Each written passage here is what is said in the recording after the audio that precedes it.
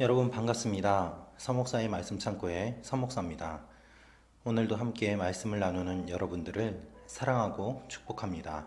구독과 좋아요를 눌러주세요. 여러분과 더 많은 나눔을 하기 원합니다. 오늘은 에베소서 4장 7절에서 16절 말씀입니다. 바울은 오늘 다양한 직분과 교회 안의 사람들의 모습들, 기능과 또한 하나님께서 세우시는 사람들에 대한 이야기들을 나누고 있습니다. 에베소서 4장 6절까지 바울은 하나됨에 대한 이야기를 전했습니다. 여러분, 교회는 하나됨이 중요합니다. 이 하나됨이 가능한 근본적인 이유는 성령께서 하나되게 하시기 때문입니다. 하나님과 연합하며 하나되는 일들이 일어나게 됩니다. 그러나 하나됨이 무조건 통일과 획일성을 의미하는 것만은 아닙니다. 하나님께서는 다양한 사람들을 세우고 다양한 일들을 통하여서 다양하게 역사하시지만 그것이 하나가 되게 하십니다. 이것이 교회의 신비요, 하나님께서 하시는 일들의 신비입니다. 7절은 그러나 우리 각 사람이 그리스도의 선물의 분량대로 은혜를 받았습니다 라고 되어 있습니다. 이것이 하나님께서 세우시는 사람들의 모습, 교회에서 사역하는 모습의 근본적인 원리입니다. 우리가 하고 싶은 것을 하는 것이 아니라 분량대로 은혜를 받았음을 기억하며 그 은혜에 따라 일을 하는 것임을 말하고 있습니다. 여러분, 억지로 일하지 마십시오. 은혜에 따라 일하십시오. 하나님은 우리를 일시키기 위해서 구원하신 분이 아닙니다. 하나님은 우리가 돈 벌어 오도록 하나님의 일을 강제적으로 하도록 그렇게 역사하시는 분이 아닙니다. 하나님의 사역의 가장 핵심은 은혜입니다. 은혜로 시작하고 은혜로 끝납니다. 이 은혜는 하나님께서 각각 분량대로 주시는 것입니다. 8절은 그래서 이렇게 말합니다. 그러므로 이렇게 말씀하셨습니다. 그가 높은 보좌에 올라가실 때 사로잡힌 사람을 사로잡고 사람들에게 선물을 주셨다.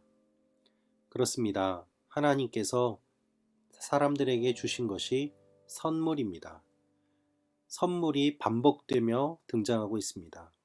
선물은 얻어내는 것이 아닙니다.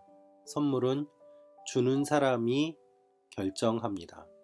그리고 주는 사람은 애정을 가지고 받는 사람이 기뻐할 것을 바라보며 준비합니다. 그것이 선물의 진정한 의미입니다. 여러분, 선물을 얻어내려고 하지 마십시오.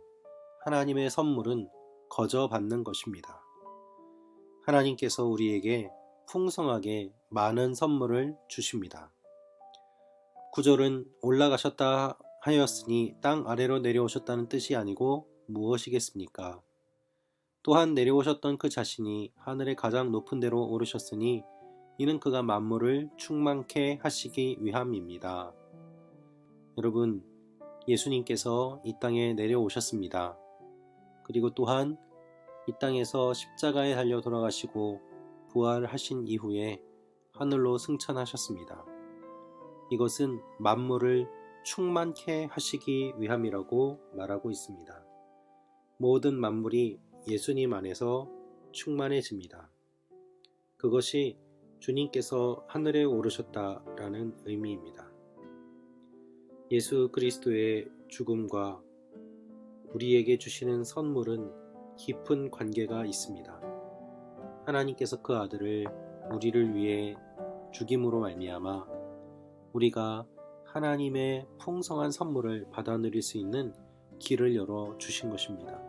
그리고 그 선물은 바로 예수 그리스도입니다. 하나님께서 주시는 선물은 어떠한 것이 있을까요? 하나님은 어떤 사람은 사도로, 어떤 사람은 예언자로, 어떤 사람은 복음 전도자로, 어떤 사람은 목사로, 어떤 사람은 교사로 삼아 주셨습니다. 이것은 교회 안에 있는 직분을 이야기합니다. 직분은 위와 아래를 말하는 것이 아니고 옆을 이야기합니다. 함께 부름받은 사람들이지만 교회 안에서의 역할이 각각 다르기 때문에 그것을 감당할 수 있도록 하나님이 직분을 주신 것입니다. 그래서 12절에 이들이 직분을 받은 목적이 무엇인지를 말씀하고 있습니다. 이는 성도들을 섬기는 일을 준비하게 하며 그리스도의 몸을 세우려는 것입니다. 그리스도의 몸, 곧 교회를 세우기 위해서 하나님께서 직분을 주셨다는 것입니다. 또한 교회를 세우는 일이 성도들을 섬기는 일을 준비하는 것임을 말씀하고 있습니다. 성도 한 사람 한 사람이 교회이기 때문입니다. 그래서 교회가 세워지기 위해서 성도들을 섬기고 성도들을 섬기는 일을 통해서 교회가 세워지게 됩니다. 13절은 우리 모두 하나님의 아들을 믿는 것과 아는 지식에 하나가 돼 온전한 사람을 이루어 그리스도께서 충만하신 정도에까지 도달해야 합니다. 라고 말합니다. 바울은 교회의 목적을 이야기하고 있습니다. 여러분, 여기에 믿는 것과 아는 것이 나옵니다. 믿는 것은 아는 것이고 아는 것은 믿는 것입니다. 우리가 믿는 만큼 알고 아는 만큼 믿게 되어 있습니다.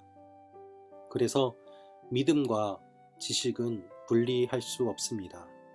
지식이 깊으면 깊을수록 믿음은 더욱더 깊어지고 강해집니다.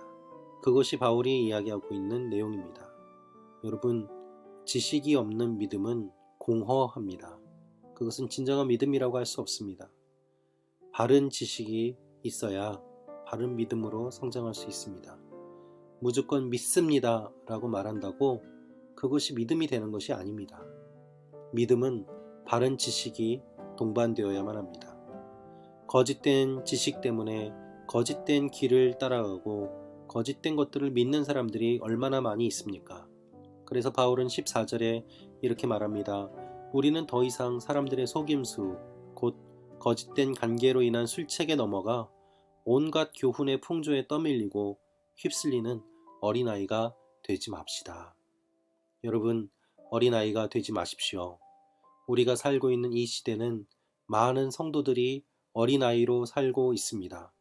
설교를 들으면서도 그것이 옳은지 그른지 그 모든 판단을 하지 않고 목회자에게 모든 것을 맡기는 일들이 얼마나 많이 있습니까? 누가 들어도 거짓이고 옳지 않고 비상식적인 일임에도 불구하고 그것을 신앙으로 포장하며 믿으라고 이야기하며 또한 그러한 일들을 바라보며 아멘이라고 소리친다면 그것이 진정한 믿음이라고 할 수 있습니까? 누구를 위한 아멘이고 누구를 위한 신앙 고백입니까? 성경이 말하는 믿음은 그러한 것이 아닙니다. 온갖 거짓 속임수, 관계가 있음을 하나님은 말씀하십니다. 그래서 그 온갖 교훈의 풍조에 떠밀리고 휩쓸리는 어린아이가 되지 말라고 말씀하십니다. 어린아이가 되지 않기 위해서는 어떻게 해야 할까요? 진리를 말해야 됩니다. 그러나 이 진리를 차갑게 말해서는 안 됩니다. 사랑 가운데 말해야만 합니다. 사랑이 없으면 진리를 말해도 듣지 않습니다. 그래서 사랑 가운데 진리를 말하며 범사의 머리 되시는 그리스도에게까지 자라가야 한다고 말합니다. 여러분, 우리는 예수님에 대해서 이야기할 때에 과연 몇 분이나 이야기를 할 수 있을까요? 얼마나 오랫동안 예수님에 대해서 이야기를 할 수 있을까요?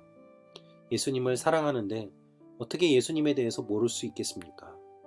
예수님을 믿는데 무엇을 믿는지 어떻게 모를 수 있겠습니까?